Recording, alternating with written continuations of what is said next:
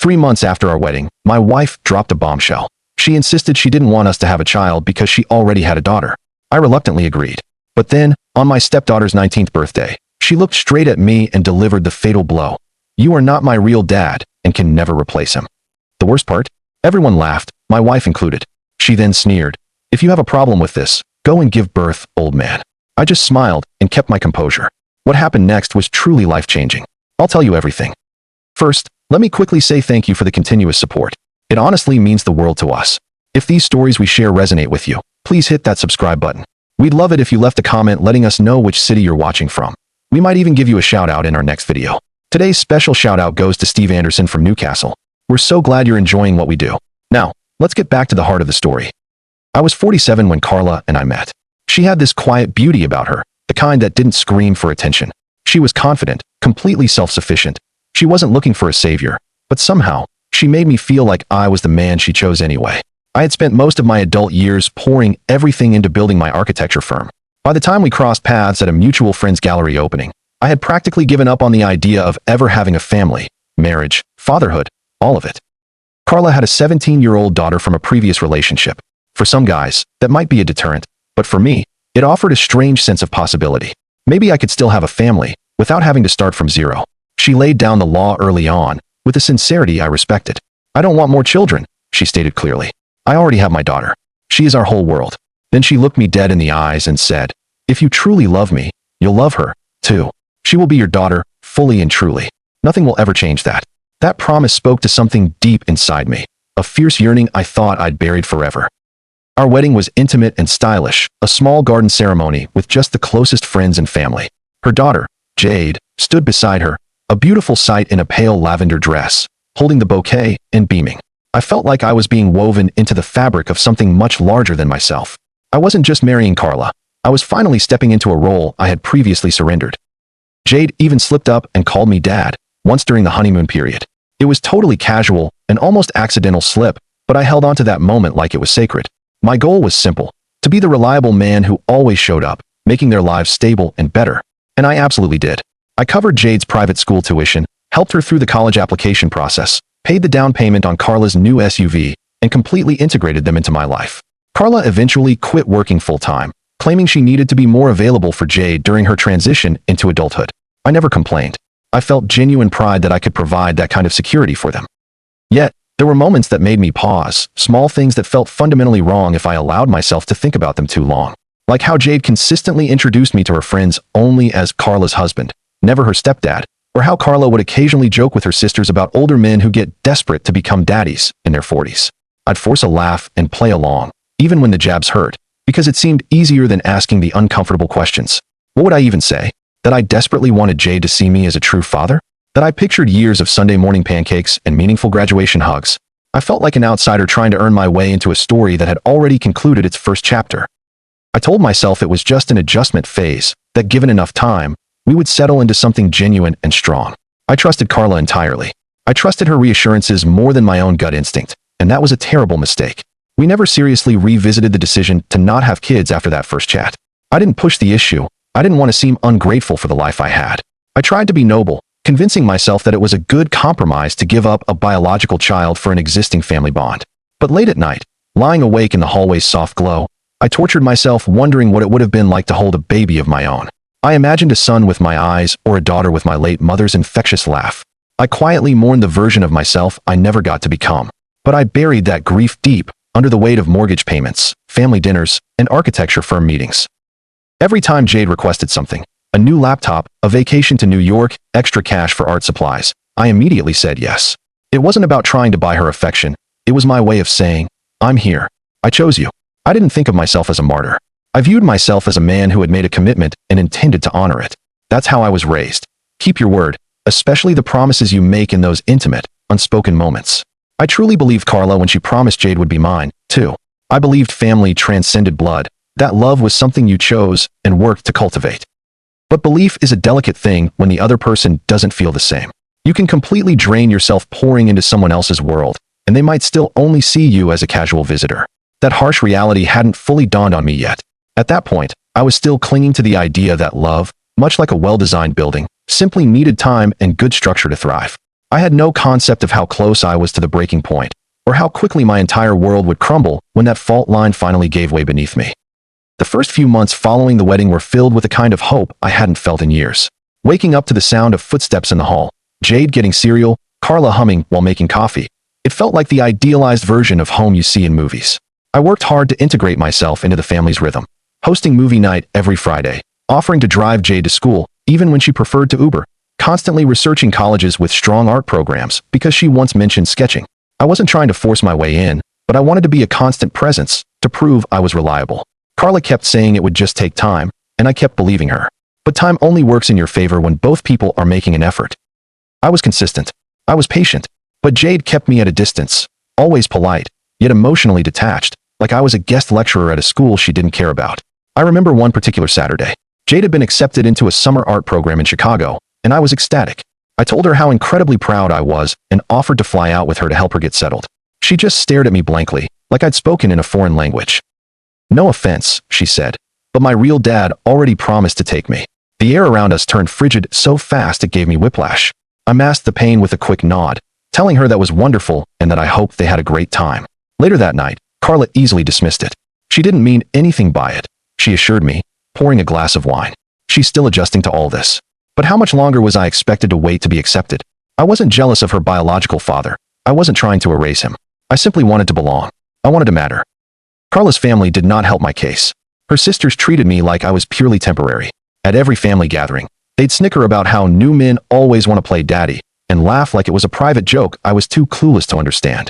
Once, during Thanksgiving, Jade abruptly left the room after I asked her to help set the table, and Carla pulled me aside. "You're coming on a little too strong," she whispered. "Just leave her alone. She's not used to men ordering her around."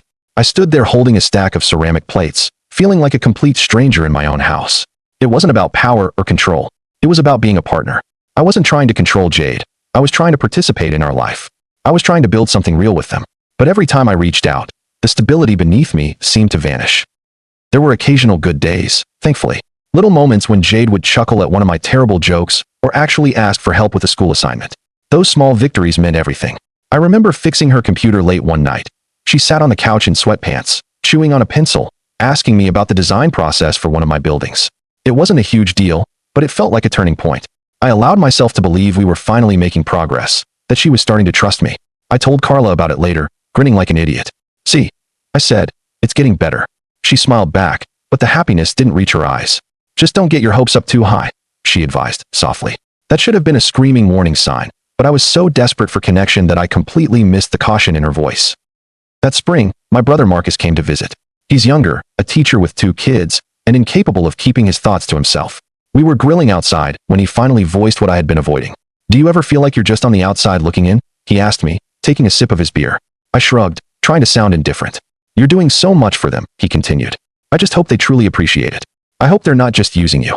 I laughed it off and changed the topic, but his words stuck with me.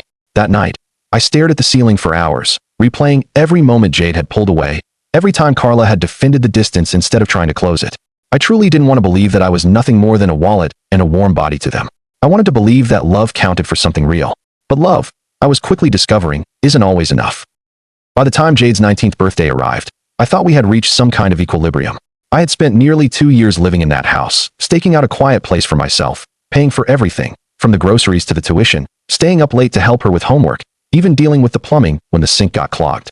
I knew I wasn't perfect, but I was consistently present. I was dependable. I truly thought that should matter. I had no idea that one single night, one brutal sentence, would completely demolish every illusion I had carefully constructed. That's the nature of betrayal, isn't it? It doesn't always roar in like a storm.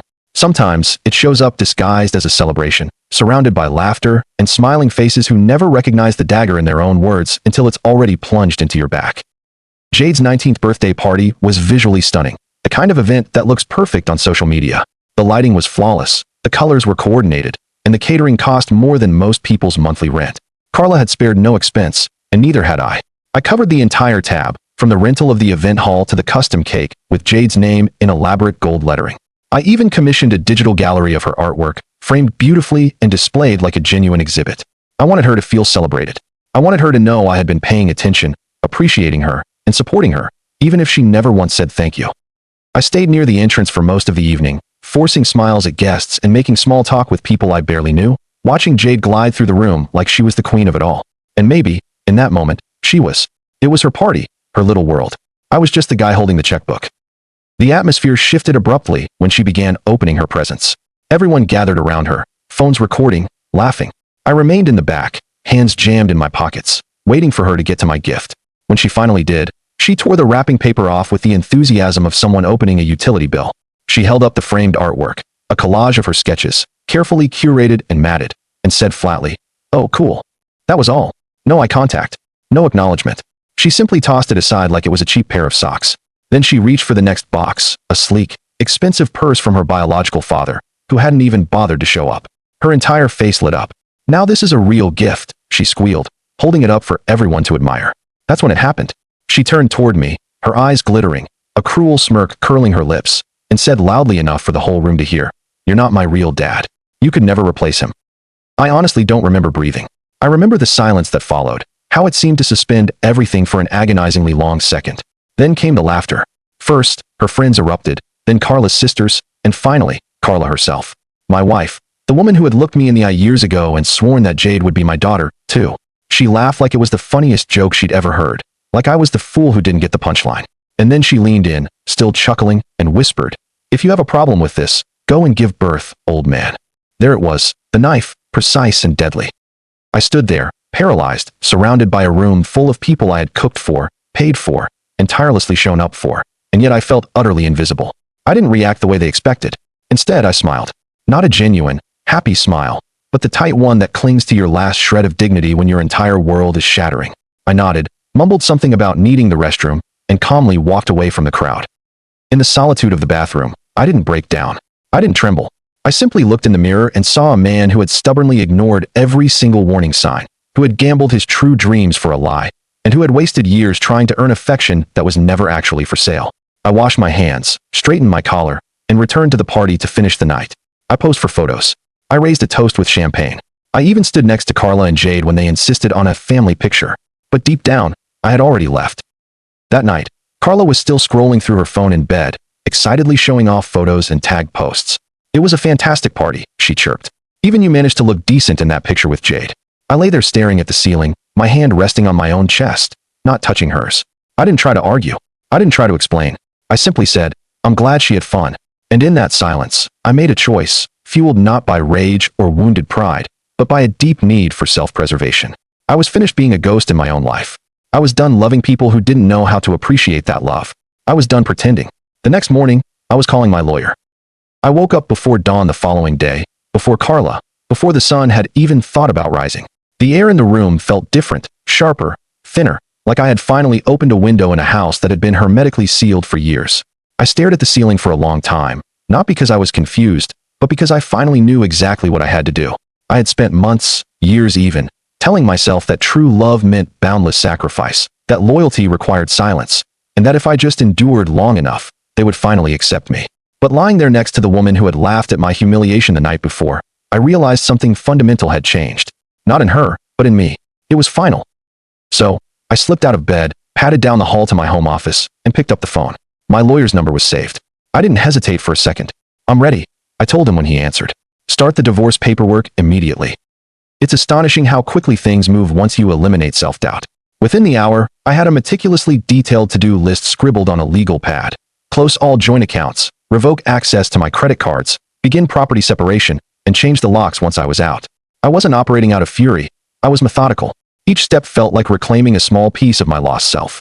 I called my financial advisor, set up protective measures for my assets, and transferred ownership of the downtown condo I'd purchased years ago as an investment. Carla didn't even know it existed. That was going to be my escape route, my quiet refuge while the legal process unfolded. I wasn't going to slam doors or leave any dramatic notes.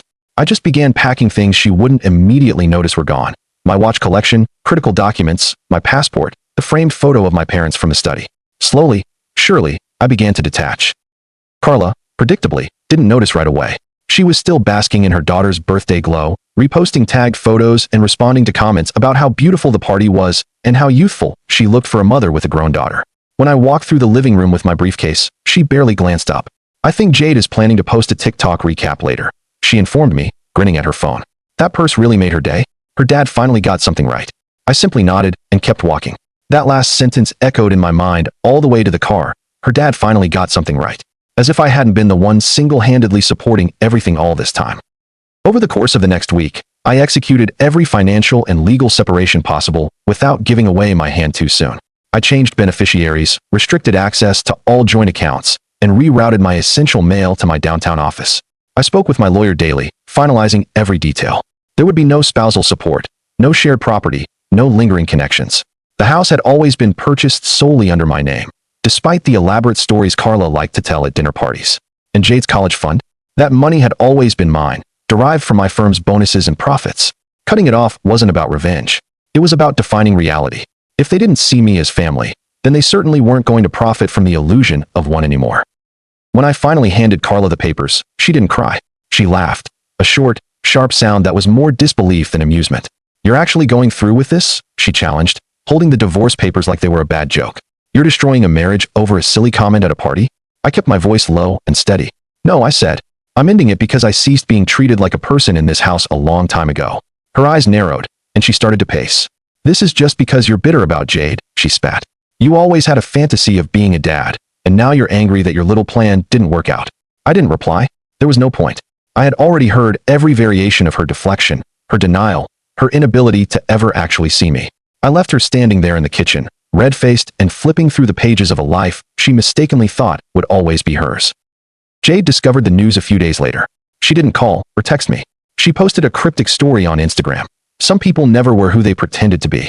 I refused to engage. That's the part that surprised me most, how effortless it was to walk away once I stopped craving their approval. The resulting silence felt like pure liberation. No more passively aggressive dinners. No more one-sided, painful conversations. No more laughter at my expense. For the first time in years, I had my own territory, my own bed, my own mornings. No one to scoff at my black coffee or roll their eyes when I offered assistance. I wasn't angry anymore. I was simply done. Marcus helped me haul the final boxes over to the condo. We worked in silence until the last box was inside. Then he looked at me, clapped my shoulder, and said, "It's high time you stop bleeding for people who never bothered to bring a bandage."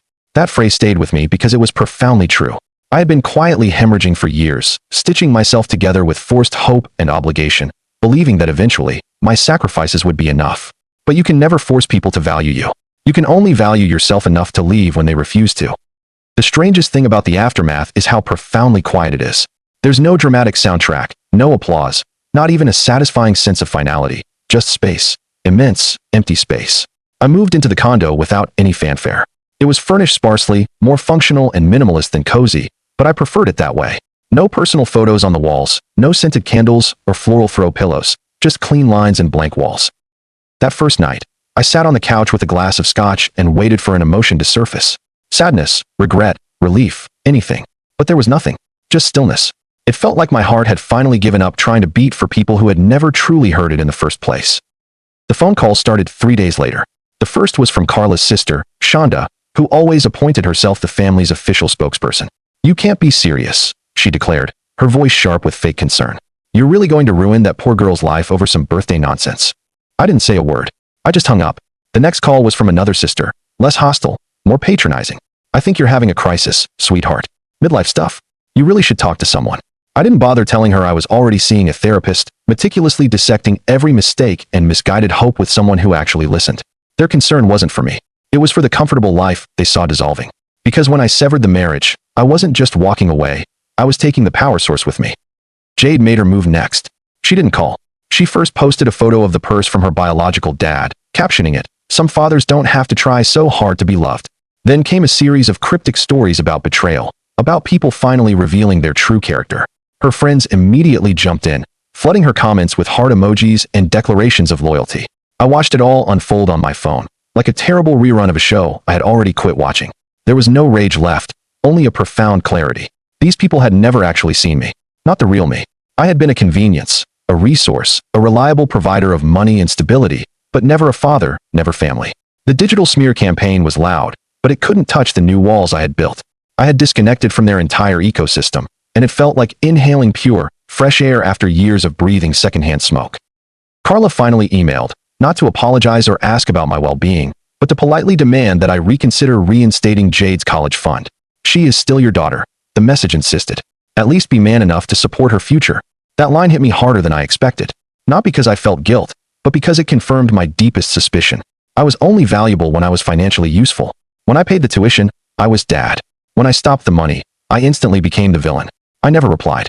I simply forwarded the message to my lawyer with a brief instruction. All future communication goes through you. What hurt more than the constant messages was the silence from those who should have stood by me. Friends we had traveled with, neighbors who came to our cookouts, even my own colleagues who had watched me show up repeatedly for a family that wasn't mine by blood. They didn't call. No texts, no coffee invitations. It was as if I had simply ceased to exist. In a way, I had, but it wasn't me they missed. It was the version of me that made their lives easier, the guy who picked up the tab, brought the expensive wine, and hosted all the events. That man was gone, and with him, all my false notions of belonging. The only constant was Marcus. He showed up every Thursday night with takeout and a six-pack, collapsed onto the couch without knocking, and never once asked, "How are you doing?" Instead, he talked about sports, politics, and his kids' school chaos. It was the kind of genuine companionship I hadn't realized I desperately needed. One Thursday, he paused mid-bite and said, "You know, you didn't actually lose them. They were never really yours to begin with."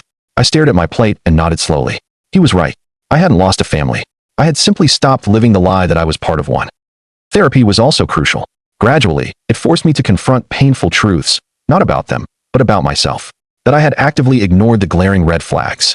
That I had an addiction to approval and to being needed, and that I had confused access to their lives with genuine intimacy. My therapist said something that permanently stuck with me. "You taught them how to treat you by never demanding anything more." That line cut deep because it was accurate. I had written the terms of my own invisibility, foolishly hoping they would love me enough to tear up the script. But they didn't. They just played their parts. And when I finally changed the rules, they threw a tantrum. Not because they loved me, but because they had lost control over me. It's been 3 years since I walked away. Not from a true marriage that had died long before the papers were signed, but from a restrictive role I was never truly permitted to occupy. I no longer view those years as time wasted. I see them now for what they truly were, a mirror reflecting the parts of myself I refused to examine. The man who craved connection so badly, who tried to buy love with silent compromise, who thought that if he just gave enough, he'd finally be worthy. That man is gone now. In his place is someone I never imagined I'd be. Still cautious, still healing, but whole in a way I wasn't when I was merely dad in name. I remarried last spring. Her name is Rachel. We met through mutual friends and started slowly, carefully, the way two people do when they're both survivors of something painful and unspoken. She didn't fall for a carefully crafted version of me. She saw the emotional cracks, the protective walls, the reluctance I tried to hide, and she stayed anyway. We took our time. There were no grand performances, no desperate need to prove anything to anyone. Just honest conversations, shared meals, and quiet mornings spent with coffee and crossword puzzles. She never pried about Carla or Jade unless I brought it up. And when I did, she listened without the slightest hint of judgment. The day I told her about the party, the cruel joke, the burst of laughter, the exact moment I knew I was done, she didn't say, "You should have left sooner." She said, "I'm so glad you finally chose yourself." We have a beautiful son now. He's 8 months old, and every time I hold him, I feel something sacred breaking open inside me. It's not just pure joy, it's redemption. Not because he's definitive proof that I'm capable of fatherhood, but because I no longer feel any need to prove anything at all. When he looks up at me, I don't have to wonder if I'm wanted. I don't worry about being enough. I just am. I feed him in the darkness of the night, sing awful, off-key lullabies, change diapers half asleep, and sometimes I just stare at him while he sleeps, amazed by the sheer, simple miracle of it. Love shouldn't have to be earned when it's real. It just beautifully exists. I only heard from Carla one more time. A postcard of all things. No return address, just a picture of some coastal town. A short note in her familiar handwriting. "Hope you're happy. We're doing fine." I didn't analyze it. I didn't sit around wondering if she missed me. I just tossed it into a drawer with all the other baggage I no longer carried. I don't need closure from her. I created my own. As for Jade, I don't track her online. I have no idea which college she ended up attending or if she ever finished her degree. I genuinely hope she's well. I hope that one day she truly understands what it means to allow someone to love her. I hope she manages to break the cycle and doesn't repeat the mistakes of the people who raised her. But none of that weight is mine to carry anymore. Sometimes I still bump into people who knew us as a couple. They'll ask how I've been, carefully skirting the uncomfortable topics with polite curiosity. Saw Carla on Facebook the other day. Someone mentioned to me at a conference. "She looks great." "I am too," I replied. And I meant every single word. I don't feel the need to convince anyone anymore. The life I've built now speaks for itself. My days are no longer controlled by someone else's unpredictable mood swings, arbitrary expectations, or cruel dismissals. I get to choose who enters my space now, and I guard that space fiercely because it truly is sacred. On the occasional night, when Rachel and I sit out on the porch, the baby monitor placed next to us, wine glasses in hand, I sometimes recount stories from those miserable years. Not to wallow in the pain, but to remind myself how profoundly far I've come. She always listens patiently, and when I finish, she never says, "They didn't deserve you." Instead, she says, "You finally see yourself now." And that, more than anything, feels like real peace. I used to mistakenly think that walking away signaled the end of something important. But now I know it was the powerful beginning. The start of true boundaries, of radical truth, and of real, unconditional love, not just from others, but finally, from myself. And I will never let go of that again. If you've ever found yourself giving your absolute everything to people who only saw you as a resource, not a person deserving of love, please know this. Your peace is worth protecting at all costs. Walking away doesn't make you cold or cruel. It means you have finally chosen yourself. If this story spoke to you, don't just scroll past.